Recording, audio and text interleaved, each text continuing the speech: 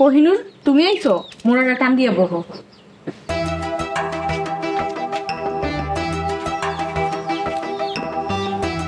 সকালে নাস্তা করছিলা? লাইজু, তুমি এই বাড়ির কামের মায়া, তুমি কোন আক্কেলে আমার নাম ধরে ডাকো? আবার তুমি কইরা কইতাছো কোন সাহসে? আমার পর থেকে তো তাই কইতাছি, অভ্যাস হয়ে গেছে। খবরদার, আর কোনোদিন তুমি আমার নাম ধরে ডাকবা না, তুমি কইরাও কইবা না। আচ্ছা আপা। তো কাল মাঝরাইতে তুমি আর ফারুক কি কথা কইতেছিলা তোমাকে ঘরে? মানে? মানে বুঝো না? মানে বুঝো না? ঠিকই তো পরে স্বামীরা ফসলে নিজের ঘরে নিয়ে রাইতে বেলা ফুর্তি করছে। আপা, আল্লাহর দোহাই লাগে, বাজে কথা কইবেন না। তুমি অস্বীকার করবা কাল রাইতে ফারুক তোমার ঘরে যায় নাই? আমরা কোনো পাপ করিনি। মাঝরাইতে একজন যুবতী নারী আর একজন যুবক ঘরের মধ্যে কি এমন পুণ্যের কাজ করতেছিল আমি শুনতে পারি? লাইজু, তোমার যদি ইজ্জতের ভয় থাকে, খালা বাড়ি আউনের লগে লগে তুমি এই বাড়ি ছেড়ে চইলা যাইবা।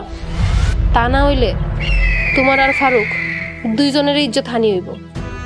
মানুষ তোমার মুখে থুতু দিব, জুতা পেটা করবো তুমি করে।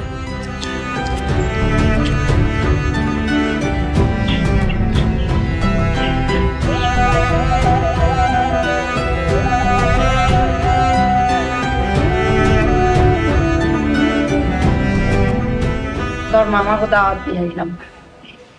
খালো আইলে দাওয়াতটা দিলে ভালো হইতো না? তোর মামার কাছে কয়টা টাকা পাই, দাওয়াতের ছিল টাকাটা চাই আইলাম, বুঝছ নাই? আমি দোকানে যাই। নাস্তা করছিস বাবা?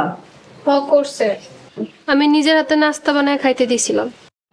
কোহিনুর, আজকে নাস্তা তাহলে তুমি বানাইছো? আমি বানাইছি।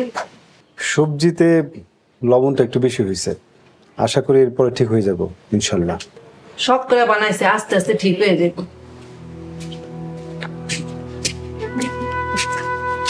আসসালামু আলাইকুম। ওয়ালাইকুম আসসালাম। কই যাস লাইজু? জানি না কই যাবো, তবে চলে যাইতাছি। আব্বাই আইলে হ্যাঁ আমার সালাম দিয়েন। লাইজু,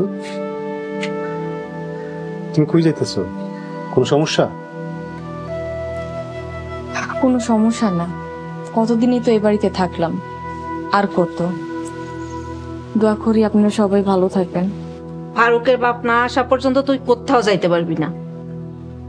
খালা, যাইতে চাইতেছে যখন যাইতে দাও, ওরও তো একটা ভবিষ্যৎ আছে।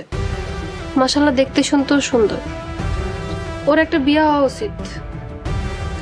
ফারুকের বাপের লগে এই বিষয়ে আমার মেলা কথা হয়েছে। ফারুকের বাপ লাইজুরে মেয়ে ডাকছে। তোর আর ফারুকের বিয়ে হয়ে গেলে তারপর লাইজুর বিয়ে দেওয়ানোর ব্যবস্থা হইব। আল্লাহ চাই তো লাইজুরে ভালো ঘরে বিয়ে দিব। মেয়ে তো আমার দেখতে শুনতে খারাপ না। যা মা, ঘরে যা।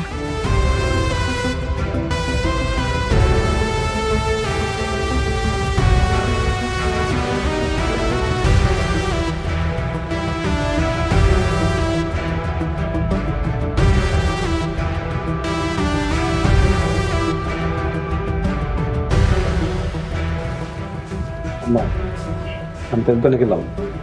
আসসালামু আলাইকুম। ওয়ালাইকুম আসসালাম। সাবধানে যাইস বাবা।